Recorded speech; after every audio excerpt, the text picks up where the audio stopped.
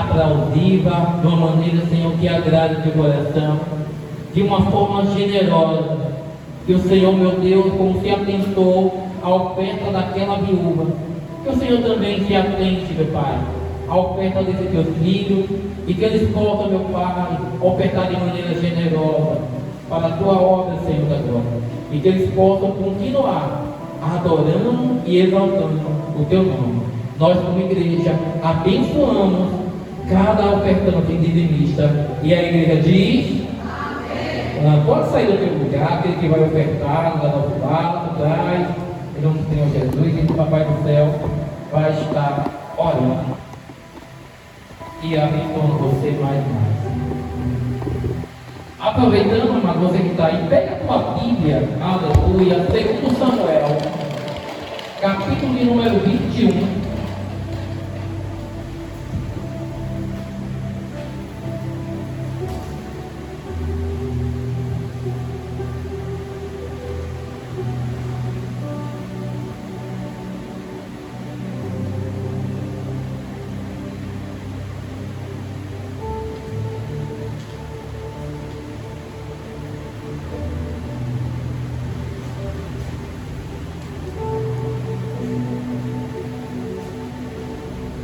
No livro do 2 Samuel, capítulo de número 21.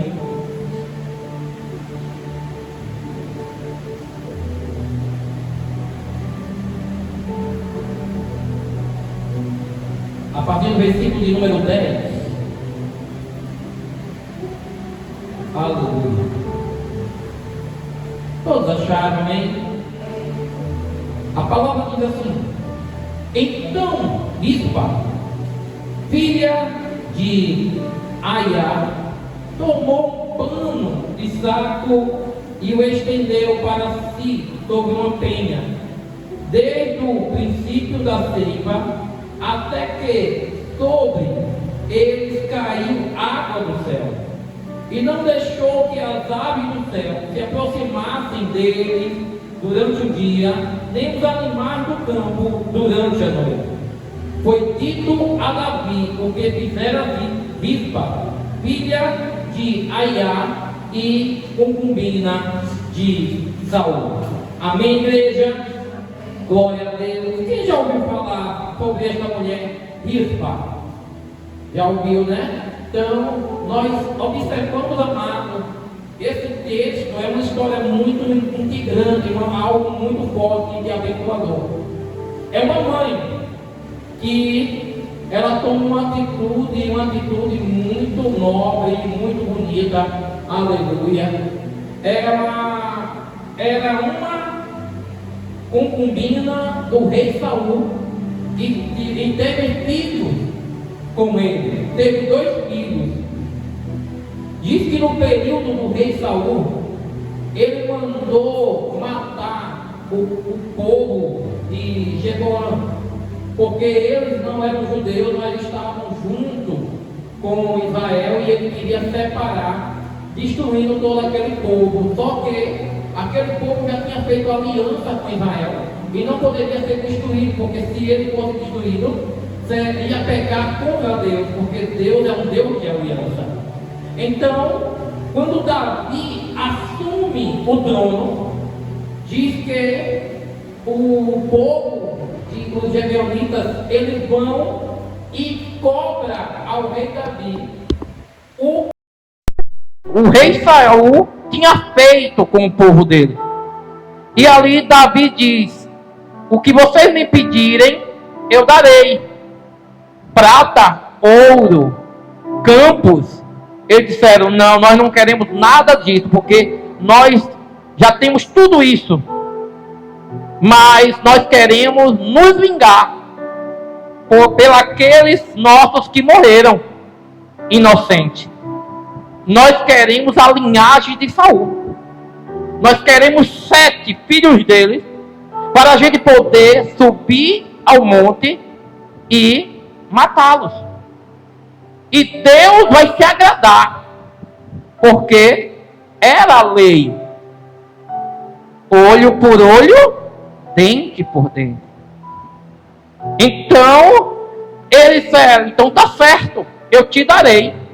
Só que a gente aprende, amado, que Mefibosete foi um dos filhos de Jonas, onde a gente acha que Davi só teve compaixão dele por causa dos pés quebrados, de uma vida miserável que ele estava tendo em Lodebar. Não.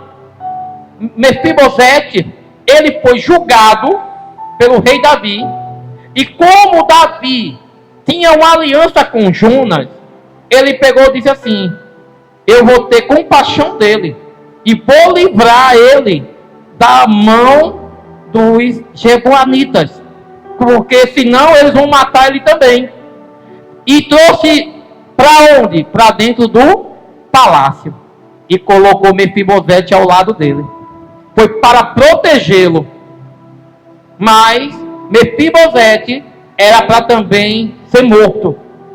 E aí Davi pegou outros filhos do rei Saul e dos filhos do rei Saul e entregou os 7 e foram mortos. E é aí onde entra Rispa. 2 dos filhos dela foi entregue e foi morto. Então o que ela fez? Ela pegou, viu os corpos dos filhos dela lá, ela chegou, forrou o corpo deles e ficou de 5 a 6 meses cuidando dos corpos. Não foi enterrado, não foi cremado, e aonde eles foram assassinados, ela ficou lá, cuidando. Não deixava que nem as aves do céu pousassem, nem as feras selvagens viessem comer. E ela ficou plantada, diz que era no tempo da cega, que era para fazer colheita. E ela estava ali, ficou o tempo todo. E a gente observa, amado, que é muito forte o amor de uma mãe pelo filho. O amor de uma mãe pelo filho vai além da vida. E eu fiquei hoje à tarde falando com Deus: Senhor, isso aqui é interessante demais. Aí a palavra, ele me deu esse tema: até onde vai o amor de uma mãe? Até onde vai o amor de uma mãe? Porque, amado, entenda, depois de 24 horas, o corpo, ele já começa a entrar em um processo de decomposição. Ele fica inchado, daqui a pouco os órgãos começam a se desfazerem, vem o estado de purificação, vai ficando aquele mau cheiro insuportável, mas ela não arredou o pé de perto dos 2 corpos dos filhos dela.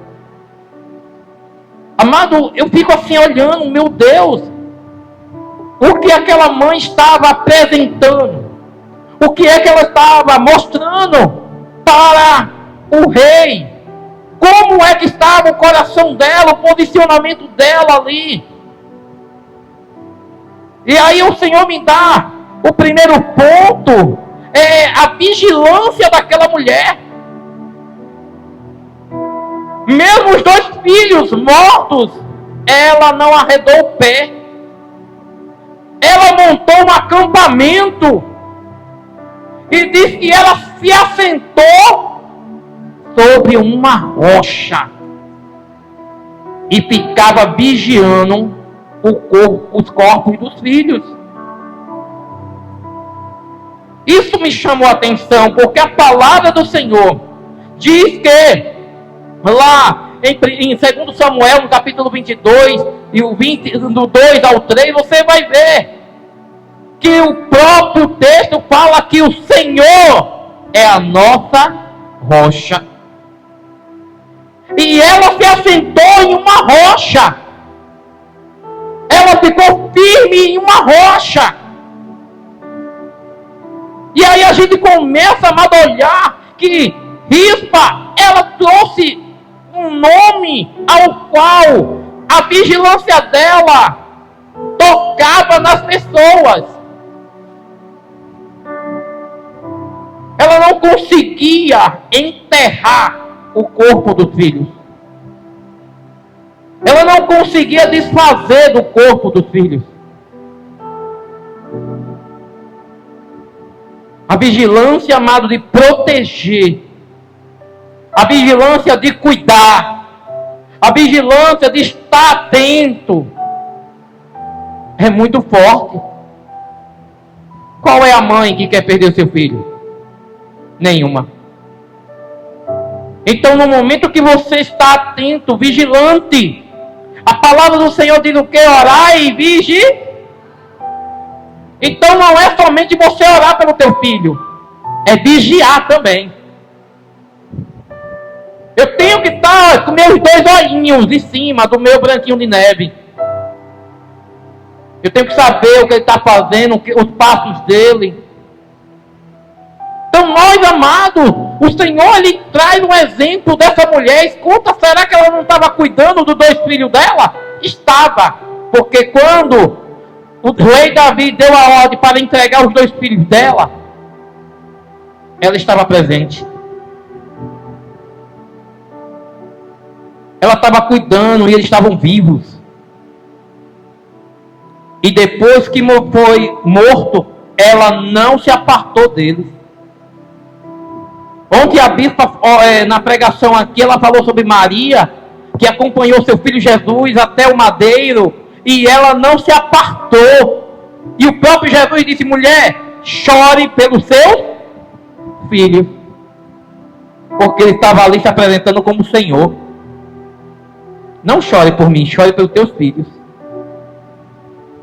Então é muito forte a gente ver a perseverança de uma mãe, a vigilância dela. Eu sei que você está aí, eu sei que você vai morrer, mas eu vou estar presente.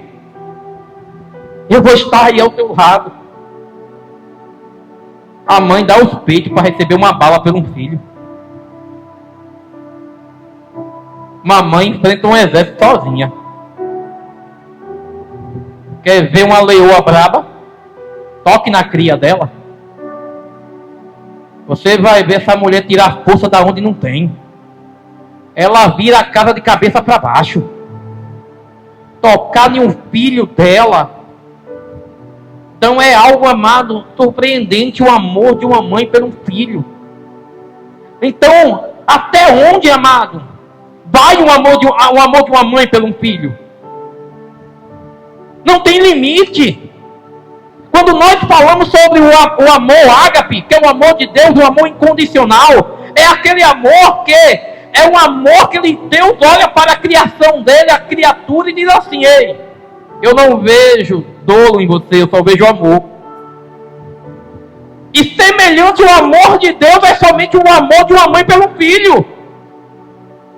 Ela olha para o filho pode ser a pior criatura da sociedade, mas ela vai chegar lá na frente de um juiz, na frente de um delegado, e vai dizer: mas é o meu filho. É o meu filho. Então nós observamos, amado, que o homem, ele vai querer rejeitar, o homem vai querer tirar isso da mãe, mas a mãe vai brigar com unhas e dentes e vai dizer: é o meu filho, e não vai tirar isso de mim. Então nós observamos que esse ponto de vigilância é muito importante, não somente para a mãe, como também para o pai. Estar atento e ficar ali. Aí você vai observar que diz que ela protegia das aves do céu. Aí eu pergunto: que aves são essas? Aves de rapina. É simbolizado na Bíblia como demônios que vêm para comer carniça, a carne, a matéria do homem. Então nós precisamos vigiar. E diz que ela tangia, não deixava as aves do céu vir comer o corpo dos filhos dela, como também as bestas feras durante a noite os animais selvagens, ela também não deixava, brigava, espantava. Então, é o que Deus está dizendo, está nos ensinando através da palavra. Cuidado com muita amizade de rapina que tem aparecido na vida dos seus filhos. Cuidado com bestas feras que tem se aproximado durante a noite e você não sabe na calada da noite. E o Senhor está dizendo: vigia com teus filhos. Ou você vigia, ou amanhã você está chorando, está com dor de cabeça. Porque você não está tangendo, não está tirando essas más amizades que estão cercando os seus filhos. Saiba todos os passos dele, para onde ele vai, de onde ele vem, o horário que vai, o horário que vai voltar. Ei, com quem você está conversando nas redes sociais. Ei, o que é que você está assistindo? Ei, no seu celular não tem senha não, tem mãe, tem pai. É isso que você tem que colocar. Regras, limites para proteger. É desse jeito que você vai ter uma boa cria. É desse jeito que você vai olhar além. Amém, igreja? Eita, Deus bom e maravilhoso. Aí o segundo ponto é a motivação daquela mulher. A motivação daquela mulher é surpreendente. Você sabe o que motivava ela a continuar ali? Sede de justiça. Toda mãe que ama seu filho, que ama seus filhos, tem sede de justiça. Tem sede de justiça. Por quê? Porque o que vai saciar a sua justiça é o decreto de um juiz. Uma sentença para você receber o favor. E aquilo que foi tirado de você ser restituído ou pago. Então o que acaba acontecendo? Diz que essa mulher tem uma motivação de continuamente estar ali para chamar a atenção do rei. Ela não saía. E todos que estavam ali naquela seara viam ela lá e falavam: o que essa mulher está fazendo?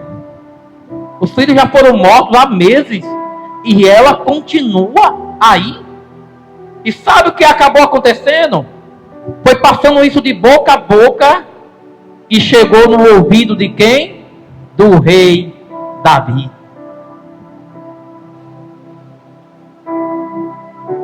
A sede de justiça, amado, te leva a uma motivação onde você mesmo diz assim: eu não entendo, não sei, mas eu estou fazendo.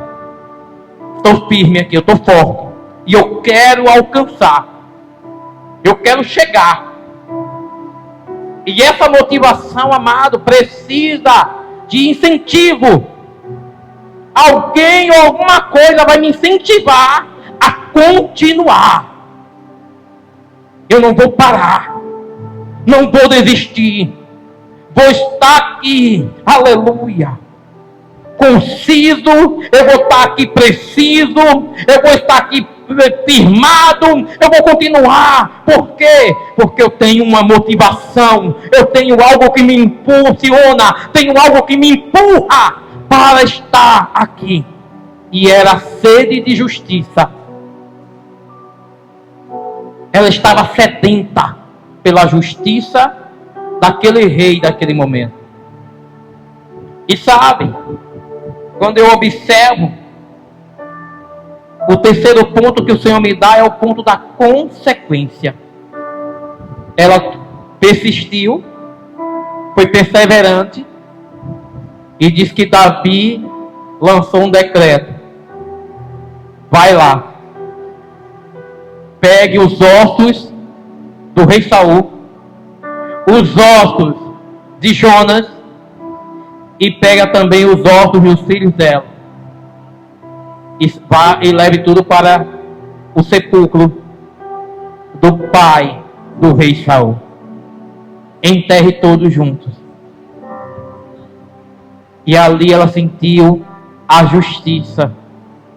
Porque se ela não tivesse tomado uma atitude de ter guardado o corpo do filho, eles seriam jogados em qualquer lugar. E ele disse: os meus filhos são filhos de um rei. E eles não podem ser lançados em qualquer vala. Eles têm que ter um funeral de rei. Eles têm que ser reconhecidos como príncipes. E o Senhor tem que fazer conforme a lei, os costumes, como os cronistas, eles falam. E tem coisas que a gente deixa passar. Ah, não, porque é melhor a gente pegar e largar a mão, deixar para lá. E o Senhor está dizendo assim: ei filho, a tua perseverança de hoje vai trazer resultados amanhã. Aleluia. Aquilo que você está insistindo hoje, amanhã você vai colher frutos. Escuta isso. No lugar de resultados, o Senhor quer que a gente apresente frutos. E muitas vezes nós queremos resultado. Não, aquela mulher está dizendo: eu quero frutos do que eu estou fazendo aqui. Não é um resultado. Porque um resultado é pegar o corpo para enterrar. Não, eu quero frutos disso aqui. E qual foi o fruto? Amanhã não vai acontecer mais isso. Ele tem que ser honrado. Então nós temos que entender: tudo que acontece na minha e na sua vida, ela tem que trazer amanhã uma consequência daquilo que você está semeando hoje. Hoje eu estou semeando algo porque eu sei que vai ter uma consequência, e amanhã não vai ficar somente para mim. Será um legado que vai ficar para próximas gerações. E eu digo, amado, diz que Rispa, essa mulher, foi marcada na história por uma atitude que para algumas outras poderia dizer: essa mulher ficou louca, ficar guardando corpos sem vida. Sabe, como aquela mulher que diante do profeta Eliseu, o filho dela morreu nos braços dela. Ela pegou, foi lá no quarto do profeta, deitou o filho morto na cama dele e foi lá e disse: olha, o meu filho está lá deitado na tua cama, está morto. Eu coloquei lá dentro do teu quarto, eu coloquei dentro da casa, está guardado. Então eu quero meu filho de volta. Foi o que Rispa estava fazendo. Eu não pude levar o meu filho para casa, mas eu guardei ele. Eu guardei e não deixei nenhuma ave do céu e nenhum animal selvagem comer a matéria dele. Então, isso é o nível da consequência. Se você não aprender a semear frutos que tragam para você algo de bom amanhã, você vai semear coisas ruins e vão colher frutos ruins. Então, esse é o papel da igreja. É o seu papel, mãe. É o seu papel, pai. É de você olhar para os teus filhos hoje e entender, escuta isso. Nós estamos passando por um período de alienação. Quando você começa a entender o que está acontecendo, o inimigo se apropriando de casais que estão separados, aí ou o pai ou a mãe está pegando o filho e colocando um contra o outro. Seu pai não presta. Não vá para casa do seu pai, não. Não queira ficar lá com seu pai, não. Aí o pai diz: olha, a sua mãe também não presta. Aí não vai ficar com a sua mãe, não. E fica lançando o filho ali, olha, peteca, no meio de uma confusão que os filhos não têm nada a ver. E sabe, hoje está dando meio mundo de processo.